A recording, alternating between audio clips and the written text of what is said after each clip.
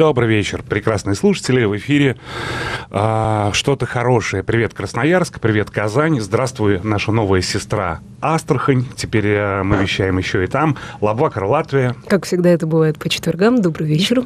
Здравствуйте, дорогие друзья. Мария Армас, Алекс Дубас. И сегодня программу можно назвать «Что-то пчелиное». Но поклонники и любители творчества Стинга понимают, о чем идет речь. Сегодня у нас в гостях Труди Стайлер. И это очень интересная женщина. Труди Стайлер – жена Стинга. Она активно снимается в кино, присутствует на музыкальных премиях, с мужем продюсирует фильмы, увлекается йогой. Собственно говоря, она его на йогу и подсадила. Труди – сторонник ЮНИСЕФ, Международного чрезвычайного фонда помощи детям Организации Объединенных Наций. Она посетила Эквадор с миссией проверки результатов созданной компании и побывала в Шри-Ланке, в областях, пострадавших от цунами. Она здесь сейчас в нашей студии появилась благодаря сети супермаркетов «Азбука вкуса». Спасибо вам большое, коллеги и партнеры, потому что сейчас эта сеть супермаркетов стала эксклюзивным продавцом вина хозяйства, которое создает, собственно, Стинг вместе со своей супругой. Фильмы, где она снималась. Это сериал «Друзья». Вполне возможно, вы видели ее в этом кино, в этом сериале. «Американская жена». Она продюсировала «Карты, деньги, два ствола», «Большой куш». Это фильмы Гая Ричи. Вот недавно появился замечательный фильм под названием «Все еще Элис» с Джулиан Андерсоном. Наверняка вы видели, да, вот про болезнь Альцгеймера. Потрясающее кино. Она, кстати, за него «Оскар» получила, по-моему, как лучшая актриса. Ну, то есть, видите, ребят, гость у нас особенный. Гость у нас особенный. Это не просто, знаете, половинка известного человека. Это сам цельный человек. Итак, у нас в гостях Труди Стайлер. Эй! Добрый вечер, Труди. Привет. Привет, привет.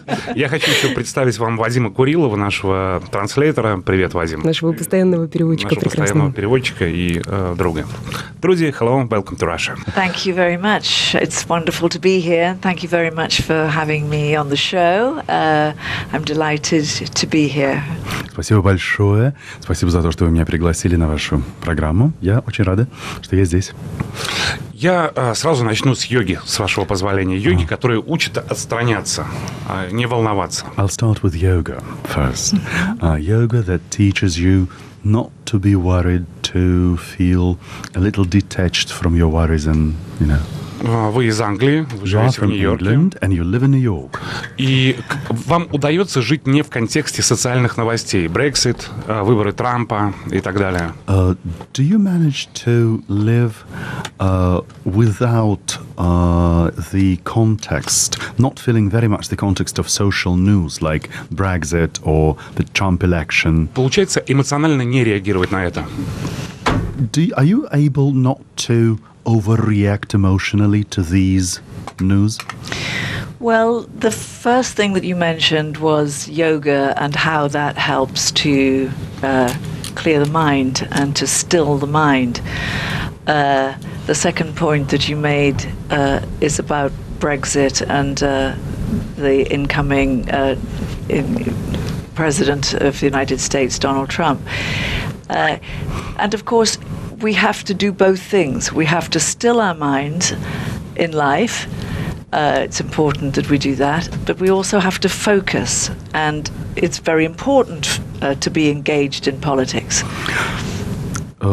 Вы упомянули в данном случае два момента. В первую очередь это йога, которая помогает очищать мышление, успокаивать мысли. А второе, вы сказали вот о политических проблемах, о политических вопросах.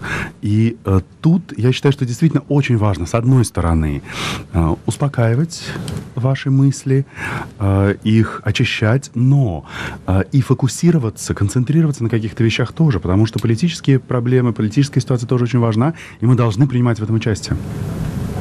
А я правильно делаю вывод, что в принципе политика не может вас вывести из себя или как-то разозлить, что вы достаточно такой спокойный человек по отношению к политике и тому, что происходит? Am I right that you are rather a calm person and political issues cannot really disturb you?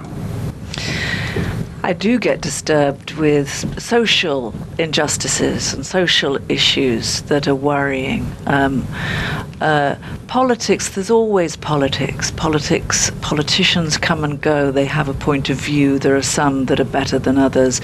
But as an individual, I think that Sting and myself, as individuals, we created an organization 30 years ago for the preservation of the rainforests of the world and the support of the indigenous people. So engagement in life and in social injustices is where I am more than being a political animal, I would say.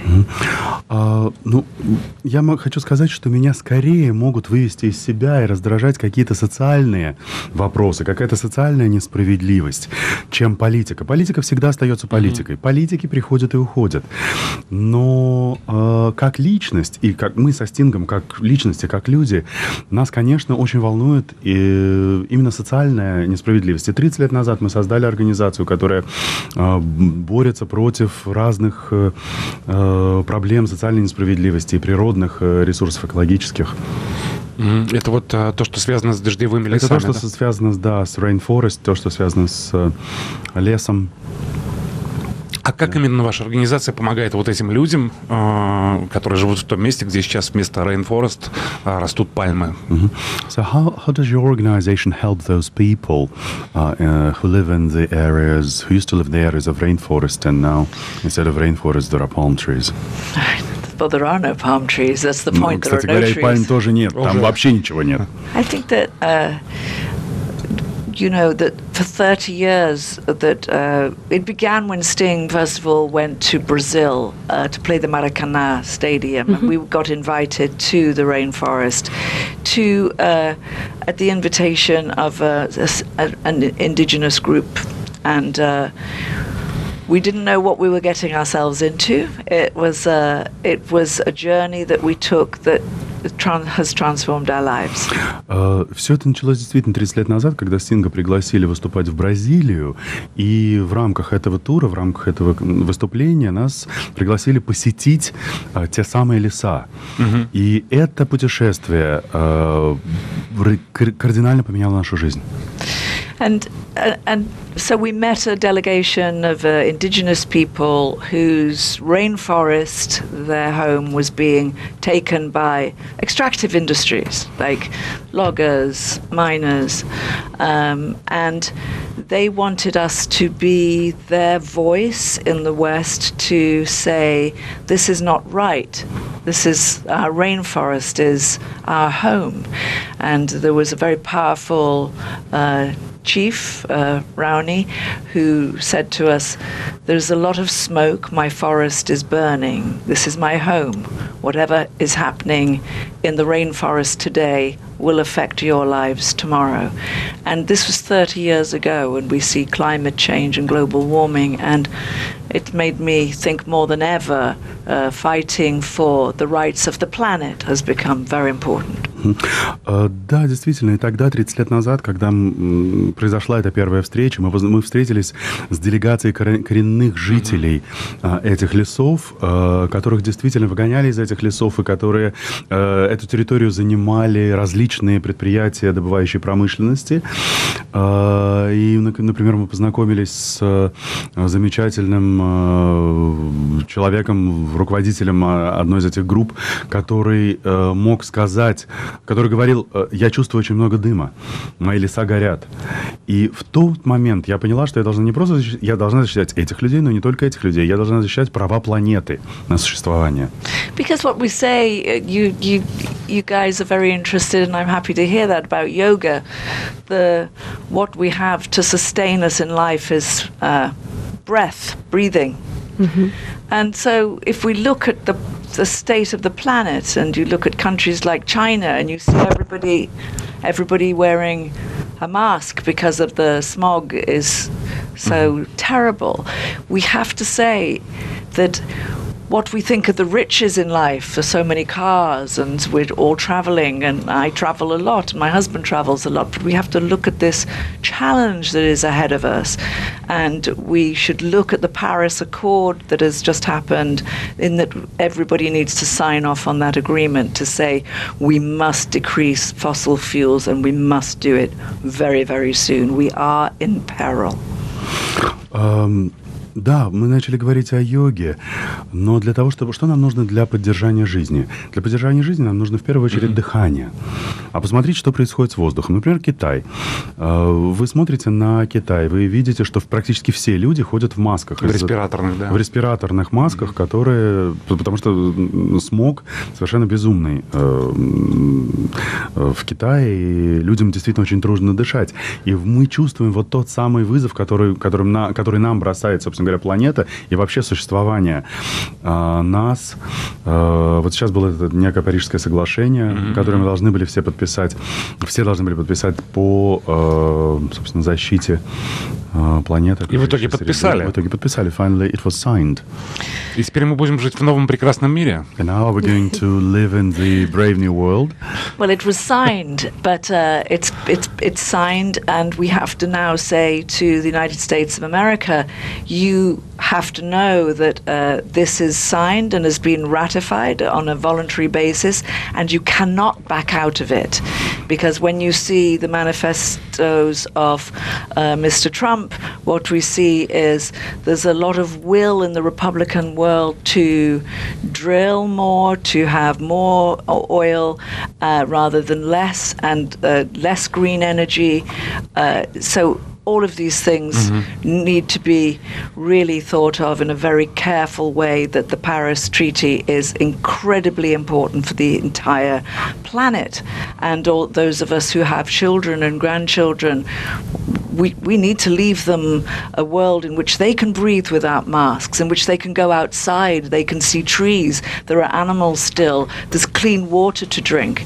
All of these things are in peril if we don't start working on the only planet that is our home right now. We cannot go to Mars and escape this planet. We are here. Да, совершенно верно. Договор-то был подписан. Но сейчас мы должны сказать, в первую очередь, Соединенным Штатам, что, обратите внимание, договор подписан, и вы не можете отступить назад. А если мы послушаем все выступления президента Трампа, то мы понимаем, что республиканская политика республиканцев в данный момент, это, наоборот, увеличивать объемы бурения. Она не про экологию, это да. Она не про экологию, она про увеличение объемов добычи нефти, так называемая зеленая энергия уменьшается, и все мы, у кого есть дети, у кого есть внуки, мы должны оставить эту планету в нормальном состоянии нашим детям и внукам, чтобы они могли дышать в этом мире без масок, чтобы в том мире, в котором они будут жить, были животные, была чистая природа, была чистая вода, был чистый воздух, которым они могут дышать. Мы не можем, к сожалению, сбежать на Марс. Не можем. Я хочу немножечко сбить серьезное начало нашего разговора, с вашего позволения. I would like to change a little bit this really serious direction of our talk. Алекс достал сейчас Я в мае гулял свой по телефон, Нью-Йорку. Да, в мае гулял по Нью-Йорку. Walking around New York in May. И однажды встретил там вот кого. And once... Да, я ел бублик, и мимо проходил Стинг. Я попросил его остановиться, сфотографироваться. Он говорит, я иду на работу. I'm going to work.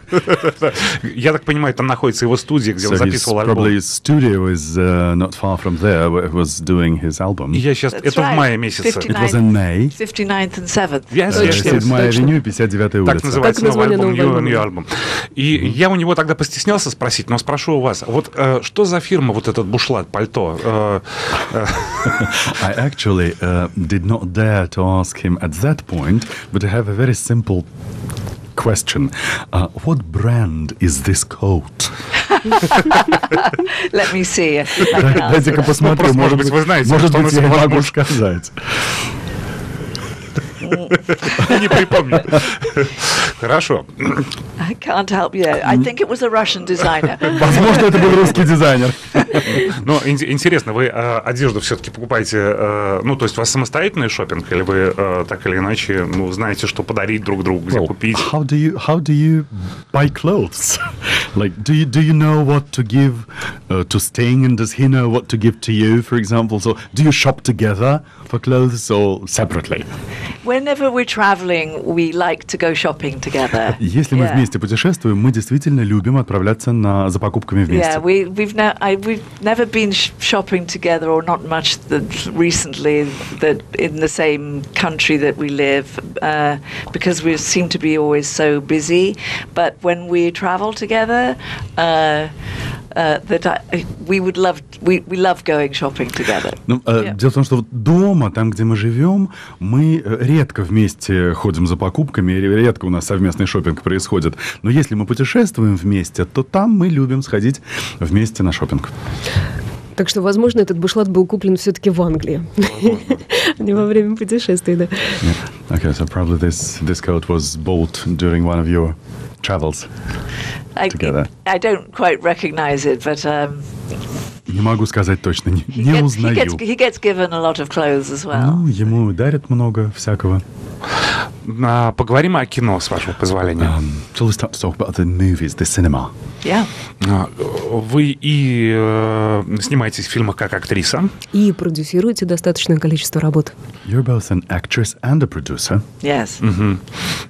Что для вас интереснее? What is more interesting for you? Well, I began as an actor.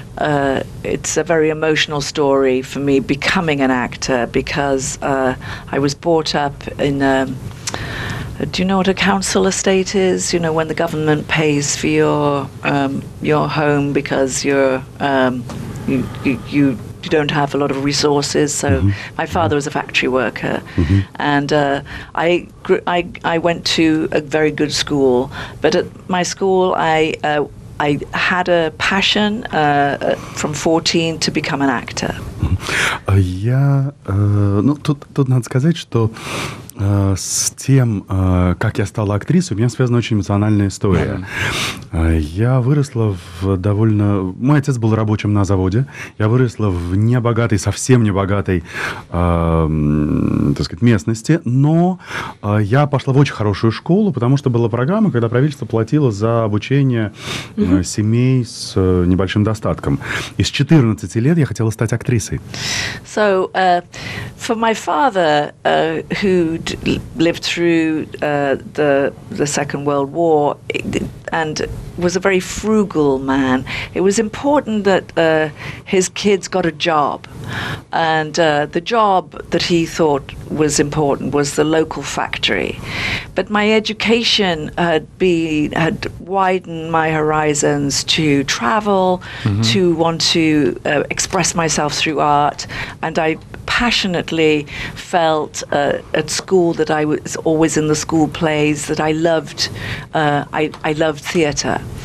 And so it came to a big fight one night when I was 17, and he said, go to the factory on Monday or get out of the house. And I left the house that night, and I hitchhiked to Stratford-upon-Avon, thinking as a crazy 17-year-old I was going to get hired by the Royal Shakespeare Theatre.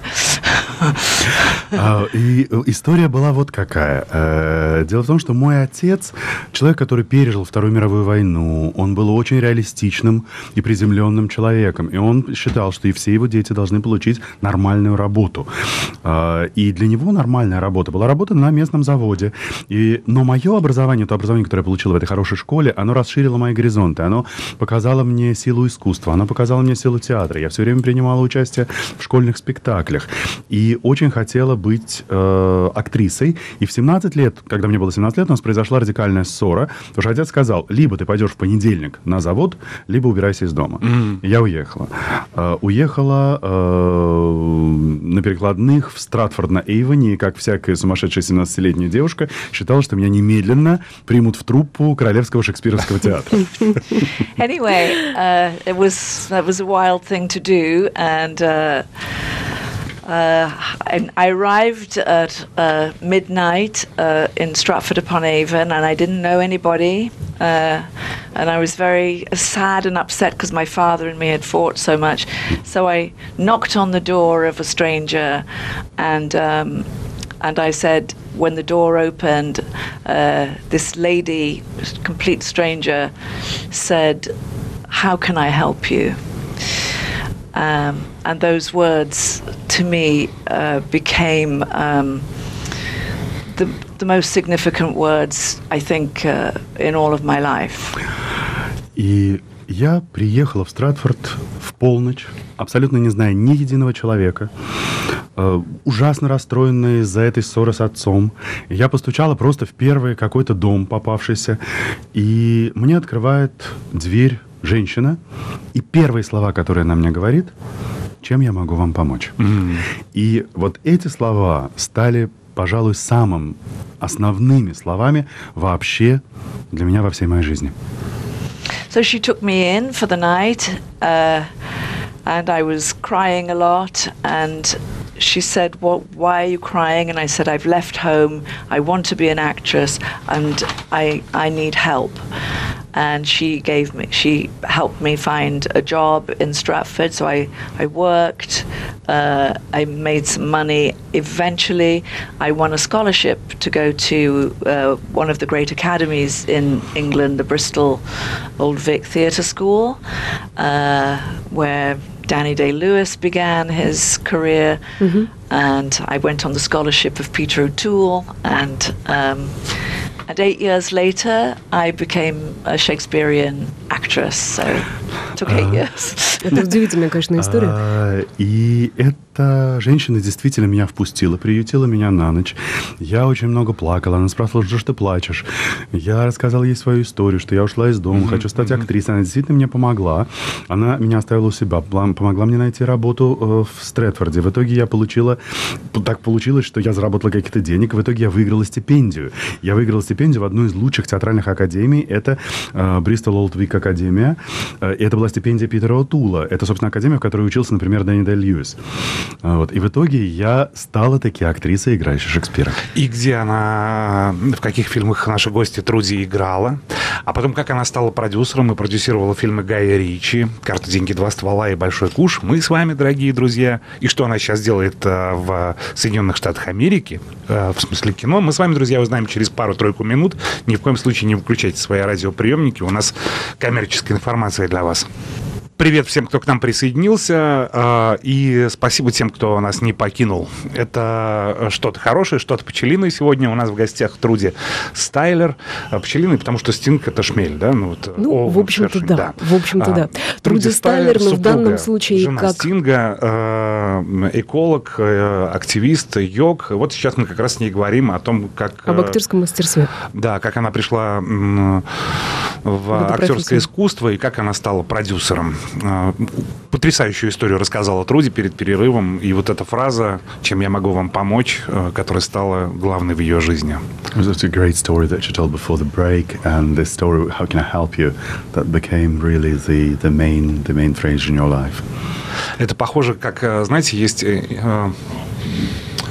инфекция, которая, передается. А вот эта фраза, она тоже передается как инфекция, только хорошая. Чем я могу вам помочь? Sometimes you have an infection that would go from one person to the other. But in this case, it's the same type of thing, but it's like a positive infection, sort of, that goes from one person to the other. This phrase, "How can I help you?" Yes. It's it becomes like a mantra, because Это становится мантрой в некотором смысле.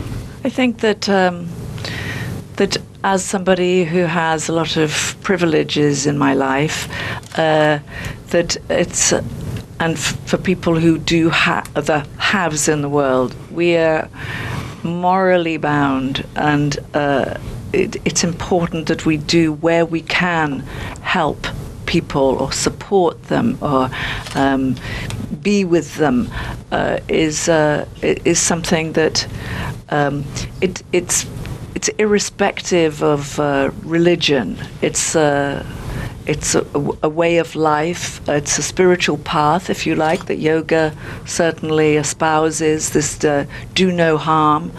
And I was brought up as a Christian and believe very much in the ethics of the man we call Jesus, or of the man who is known as the Buddha, and of the man who's known as Muhammad, because in the Islam faith there is so much good and so many. When you read the Quran, when you read the Bible, when you read the writings of Siddhartha, and many religious spiritual leaders, there is one thing in common that keeps coming back to us: be kind, be compassionate, be inclusive. This is all we can do in this life, I think, to live a good life. Да, действительно. И дело в том, что вот я все-таки отношусь к людям, у которых много чего есть в жизни. И вот эти люди, которые действительно имеют много чего, мы определенным образом морально связаны определенными обязательствами. Мы обязаны, в свою очередь, помогать людям, поддерживать людей, быть с ними. И это не зависит от религии. Не зависит от религии, не зависит от стиля жизни. Это духовный путь. Это духовный путь, как мы говорим в йоге, например, не твори зло. Да? Я родилась христианкой, но мне очень близко всегда было этическое учение человека, которого мы именуем Иисус, человека, которого именуют Будда, человека, которого именуют Мухаммед. И в любой религии, и в Коране, и в Библии очень-очень много общего и очень много этических норм, которые мне очень близки. И первое, что нас всегда объединяет, то, к чему мы всегда возвращаемся: будьте добрыми. И тогда все будет прекрасно. При всей серьезности глобальности этого заявления, мне очень нравится, что вы имеете возможность хулиганить. Я сейчас, в частности, о продюсировании фильмов Гая Ричи «Карта, деньги, два ствола».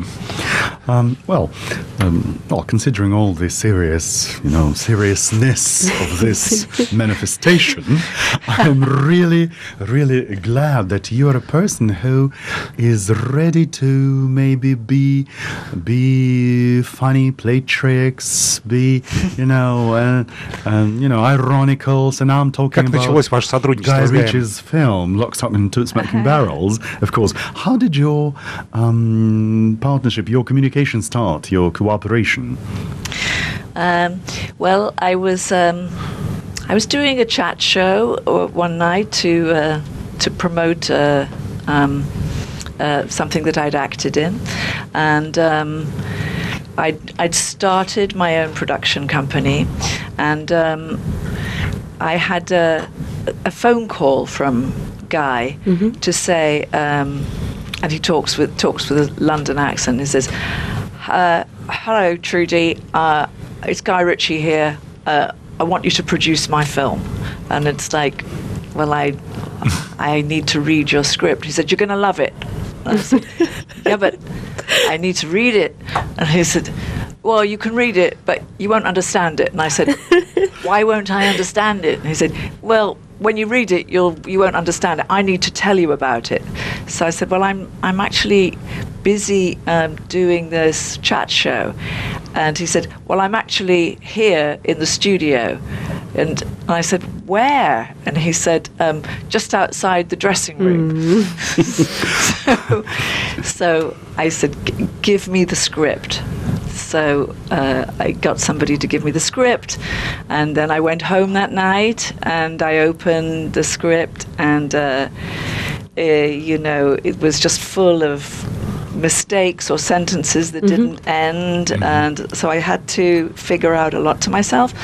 And then, but I found myself laughing, because he reminded me of me in a way, because at school I was troubled with dyslexia, but I also saw his brilliance in his comedy.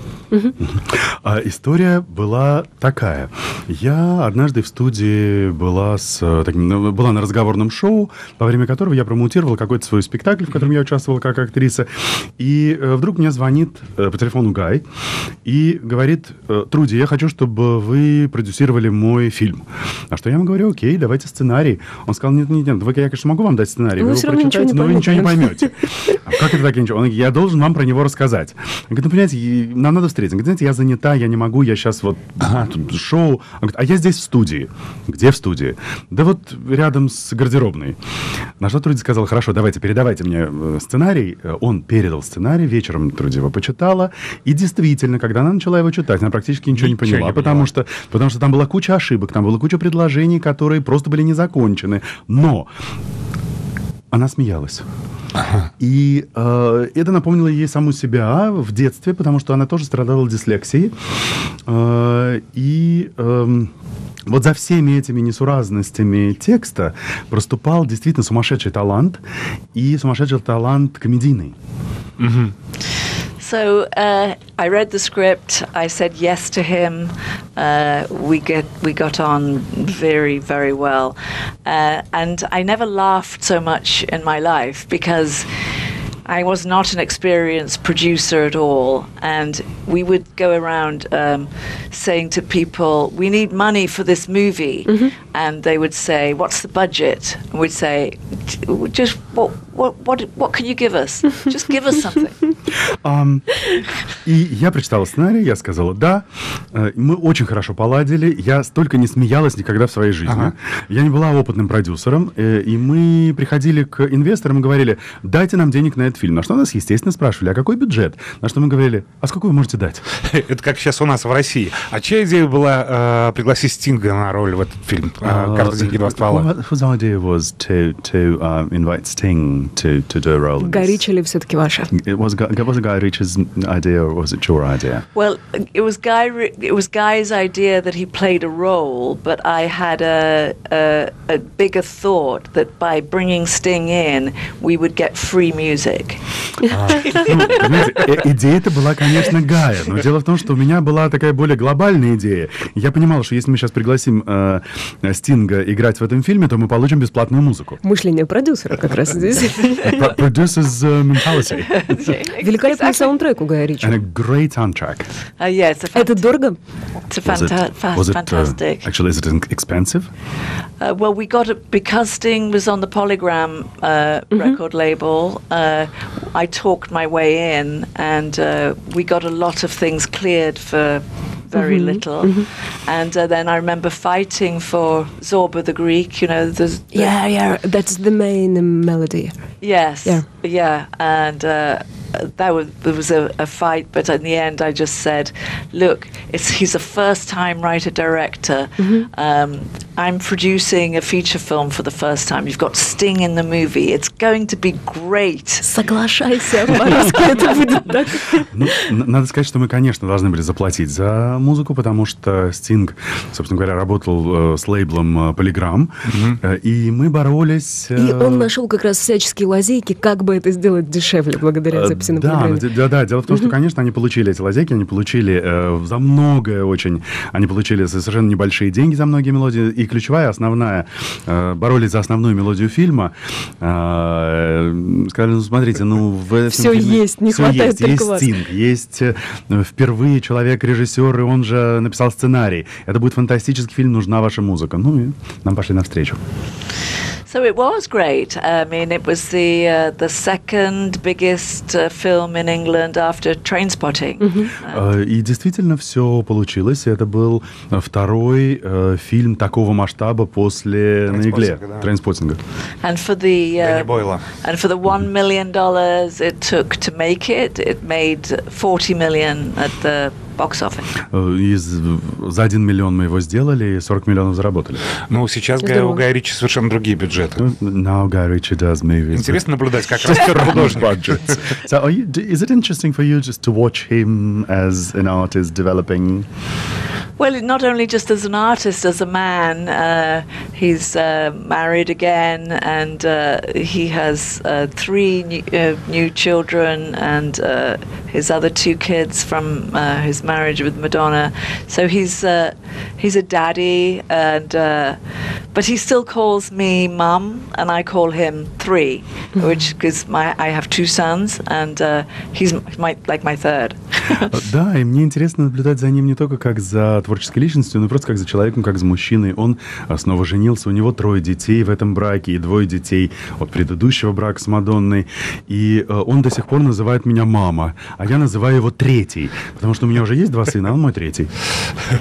Слушайте, хочу поблагодарить, пользуясь случаем, через вас Стинга за роль в фильме, у нас он назывался «Образцовый самец 2», а в англоязычном мире «Зуландер». And I would also like to take a chance to thank Sting for the role in Zoolander. Oh yeah, it was good. Я в голос смеялся в самолете, когда смотрел этот I was фильм. laughing, you know. Когда была вот эта речь про то, что рок-музыканты созданы для того, чтобы охранять красоту моделей мужчин. Это был какой-то... When there was this speech in the museum that the rock musicians are created to guard the beauty of men models. Вы советуетесь в семье, в чем принимать участие, в каких проектах или нет? Ну, то есть у вас есть такой момент? Do you discuss in your family what project you participate in and what you don't? Always. Да, всегда. Yeah, always. Всегда. Yeah. He's my best friend. Он мой лучший друг. And a great advisor, and we're very honest with each other. Прекрасный советчик. Мы друг с другом очень честны. So we can say the compliments are for the fans, but the honesty between us is really important. Ну, конечно, мы говорим друг другу и комплименты, но честность отношений очень важна для нас. Я здесь не могу не спросить, как прожить в паре так долго, как у вас происходит это со Стингом. И есть второй вопрос. Что вы в паре друг другу прощаете, а что нет? Что позволяете, а что уже невозможно? Well, there's the question I cannot help myself but ask, what is the secret at how to live such a life Я знаю, что вам его задавали 1000 I know раз. that you've been asked this question 100,000 times, and after all these years together, you're together, and you probably allow something to each other, or you don't allow something to each other, or you're so how does it all happen? It's an impossible question to answer, but it's worked for 30-something years, 32 years, and it's like I haven't carved out an identity that is just Sting's wife. I am Sting's wife. I love being Sting's wife, and I'm Trudy. And I do other things. I act, I produce, I raise money for the Indigenous question, and I raise my kids and my grandkids. So I don't feel that I'm joined like a Siamese twin to my husband. Надо сказать, что это вопрос, на который просто невозможно ответить, если честно. Но так сложилось, что я так выстроилась уж моя жизнь, что я не просто жена Стинга. Да, я жена Стинга, я очень горда, и, так сказать, это прекрасно совершенно. Но, тем не менее, я актриса, я режиссер, я продюсер, который делает свои проекты. Я занимаюсь экологическими проектами, социальными проектами. И это для меня тоже очень важно. I mean, we have to keep remembering that we're born on our own and we might die on our own. And we have to, what is this life? We have to fill it with life. Life has to be lived. And I'm not waiting at home for my husband who's on tour. I'm not looking at my watch and thinking, only another 3 months before he's back. Ну и еще Труди сказала, что она в то же время и мама, и бабушка, и они живут со Стингом две жизни, и они не связаны как сиамские близнецы. Ведь дело в том, что мы родились по отдельности, мы умрем по отдельности, и мы должны жить нашу жизнь, и мы должны наполнять нашу жизнь. Я не сижу просто себе дома и жду, когда же он вернется с очередного тура. Всего лишь 3 месяца до тех пор, пока он снова вернется. Это безусловно, но получается, что поскольку вы в паре развиваетесь, у каждого есть своя жизнь, есть какая-то общая жизнь и есть ваша собственная раздельно, как вы говорите, да? Но тогда получается, что 2 человека в паре должны параллельно, очевидно, развиваться, как-то соответствовать друг другу. Об этом идет речь долгого секрета жизни вдвоем. Yes, you are together and still you are both personalities. You live your lives and you live your life together as a couple, and it means that in a couple, if a couple wants to live a long life, that both people need to develop their own path. Is this the secret? I don't know that there's no secret. It's there's a chemistry between us that I think that we really we're from a similar background. He's from the northeast of England, working class. I'm from the Midlands, in the centre of the country, working class.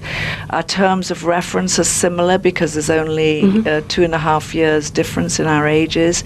So we grew up with the influences in politics, in music that are similar, and so that we have a very easy affinity with each other, and we love each other. We're still in love. And I don't know what the secret to that is. You're on your own with that one. Вы знаете, не знаю, есть ли секрет в этом, и что это за секрет, но между нами есть какая-то химия, между нами есть вот это вот особое чувство. На самом деле, мы родились... Очень похожи в целом, похожи, да. Он родился на северо-востоке в рабочей семье, я родилась в центре страны, в Мидлендс, тоже в рабочей семье. У нас была одинаковая... У нас всего лишь 2,5 года разницы, поэтому у нас была одинаковая политические какие-то влияния, музыкальные влияния. И у нас действительно очень много общего. Ну и мы продолжаем любить друг друга. Мы влюблены друг в друга. И это прекрасно. А правда говорят, что вы подсадили своего мужа на йогу? Well, this is beautiful. But is that true that you made your husband love yoga? I'd like to say yes, but I don't think it's true. Я бы, конечно, хотела сказать да, но не уверена, что это совсем так. No, the beginning of yoga was interesting. I'd just given birth to a 3rd child, who's a recording artist, Elliot Sumner, and we call her Coco. And I was looking at ways to get my figure back after having had the baby. Начало моего занятия йогой было интересным. Это было тогда, когда я родила 3-го ребенка, ее звали Эллиот, и я, конечно, хотела вернуть свою фигуру назад. So, Dominic Miller, do you guys know Dominic Miller, Sting's guitarist, Argentinian guitarist that he's had forever? И вот Доминик Миллер, который гитарист у Стинга, аргентинец, который очень долго с ним работает. So Dominic said, I've got this weird guy, and he does like amazing yoga, and maybe you should meet him, because he knew I was looking for a new kind of exercise. Так вот, Доминик сказал, что, знаешь, у меня есть один такой очень странный знакомый, но он совершенно крутейший преподаватель йоги. Мне кажется, тебе надо с ним познакомиться, потому что Доминик знал, что я ищу какие-то новые способы занятий физических. This guy was called Danny Paradise. Звали его Дэнни Paradise. Красиво. Прекрасно. So he came to the house, and I remember he put his satchel on the lawn, and he put his leg behind his neck like this and stood on one leg. Да, я помню, как он к нам первый раз пришел, расположился на лужайке, засунул одну ногу за голову и встал у нас на лужайке на руке. And I was watching that, and I turned round and I saw our dog was peeing on his satchel on the ground. And it's like, oh, I don't know what we can do here because the guy's got his leg behind his head and I can't stop the dog. И он положил там свои какие-то рюкзаки, свои сумки на лужайку. И стоит он вот в такой позе. И тут я вижу, что одна из моих собачек просто на его вот эту вот сумку непосредственно на лужайке. Я думаю, боже, что же делать? Он тут с ногой за головой, делать нечего. So it's a very surreal moment. Абсолютно сюрреалистический момент. I don't know why I'm telling you that. Даже не знаю, зачем я вам это рассказываю, но момент был сюрреалистический. But it began, I was thinking, I don't really want to put my foot behind my neck. Я вот точно думала, что я-то, наверное, не буду запихивать ногу за голову. But I said, okay, can you show us some simple exercises? Ну, покажите нам что-нибудь простенькое, покажите простые упражнения. And that really began the long journey, 26 years journey into yoga from that day. И вот с того дня, собственно, и начался тот очень долгий путь, то долгое путешествие с йогой, которое заняло 26 лет. Труди, с ногой у нас вряд ли получится с Алексом, но что-нибудь простенькое мы хотим попросить вас показать вот после рекламы. После небольшого перерыва мы даже приготовили здесь специальный йога-коврик, новый. Встретимся через 2-3 минуты. У нас в гостях Труди Стайлер, жена Стинга, и много-много кто еще. Актриса, продюсер и очень интересный человек. Итак, друзья, здорово, что вы дождались окончания вот этого коммерческого перерыва. Это «Серебряный дождь», что-то пчелиное. У нас в гостях Труди Стайлер. Мы здесь все в костюмах, в йога-костюмах. У нас есть даже коврик для йоги. И сейчас маленький... Мы все снимаем, так что потом можете увидеть в сети. Такой маленький мастер-класс по йоге. Некие йога-упражнения для офисов. Да, вот примерно так. Yoga masterclass for an office. Good. So the first thing that we're going to do is we're going to sit forward on our chairs. Итак, мы садимся на серединку стула. And you're going to just gently sway your head from left to right, и аккуратно right to left, and putting голову наклоняем направо и налево. Your right hand on your right knee, your left hand on your left knee. Правую коленку, левая рука на левую коленку. Shuffle forward on your chair. Немножко продвигаемся вперед, то есть садимся немножко на край стула, на треть стула. Если вы сейчас в автомобиле, то будьте осторожны, просто вот подвиньтесь. Может быть, припаркуйтесь и попробуйте это сделать. If you're in a car, be careful. And still keep your safety belts on. И этот самый ремень безопасности не снимайте. We're going to practice Ujjayi breathing, which is a little like Darth Vader, who I'm sure you've all seen Darth Vader. Это будет немножко упражнение на дыхательную технику Ujjayi, которая звучит немножечко как дыхание Дарта Вейдера. So it goes like this. Вот как это.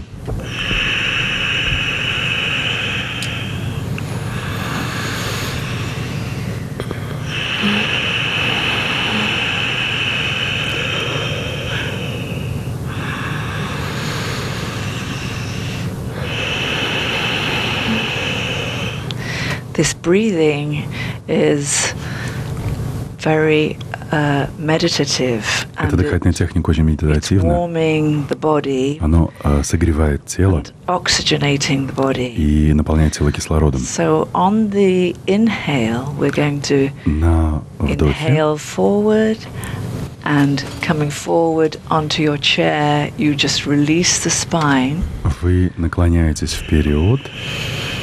And as you're releasing the breath, you're doing на вдохе вы наклоняетесь вперед. A curve in your spine, easy shoulders down. И когда вы вдыхаете, ваш позвоночник скругляется, и вы возвращаетесь к спинке стула.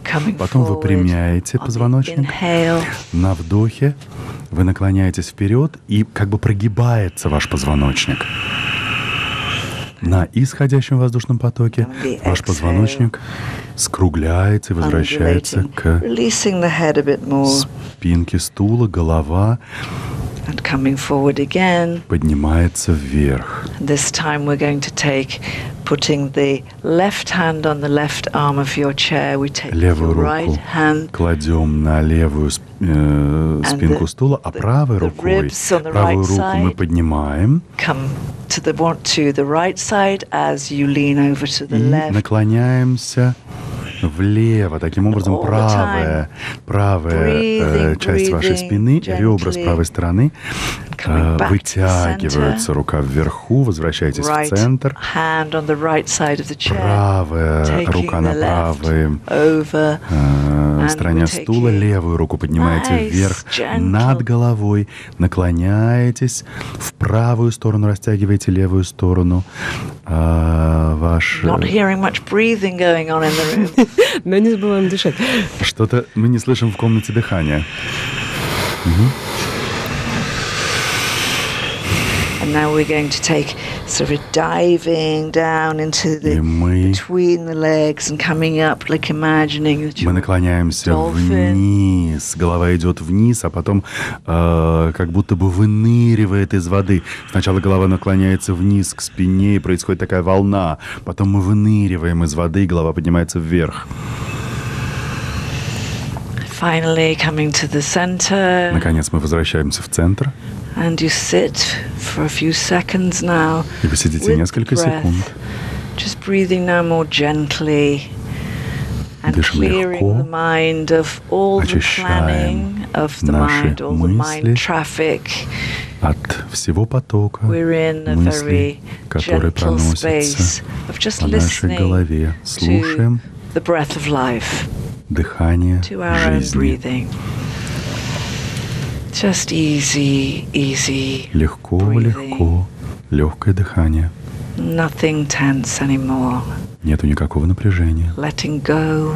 Отпускаем. Feeling kind to yourself. Ощущаем that you're giving yourself добро, направленное на самого себя. Some relaxation. Вы даете себе расслабление.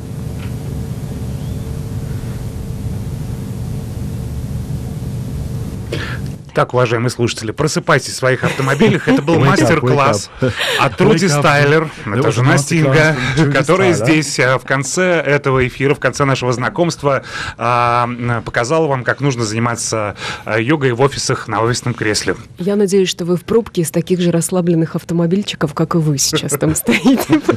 Don't do it when you're driving. Не делайте во время движения. Only try this at home, folks. Or the office. Только дома или в офисе. Спасибо. Thank you very much за все то, что вы делаете, за то, что делаете для экологии. Thank you very much for all that you do for the environment. Для того, что делаете для кино. For cinema. Для искусства. For art. Вы настоящая муза. You're a real muse. Спасибо, что нашли время и пришли к нам. Спасибо. To visit us. Thank you for having me. И до новых встреч в кинематографе, очевидно. And see you again. See you very soon, I hope. Надеюсь, увидимся очень скоро. Намасте. Намасте.